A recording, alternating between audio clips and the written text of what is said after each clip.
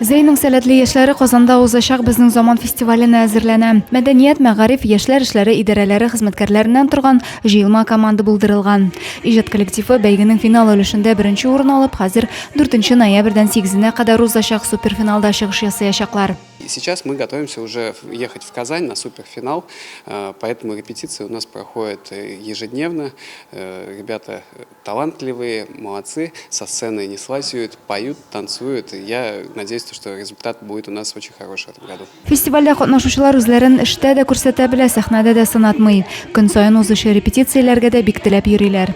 Без Зәй муниципаль районының командасы белән инде 6 ай әзерләнәбез һәм бу конкурста чыгышыбызның матурлыгына һәм көчлегенә без бик өметләнәбез. Эшләүче яшьләрнең бу фестивале 2013 елдан бирле республикабыз президенты ярдәме белән үткәрелә. Ул эшче яшьләрнең сәләтләрен ачу, һөнәрләрен үстерүгә юнәлтелә. Быел бәйгенең 10 еллыгы.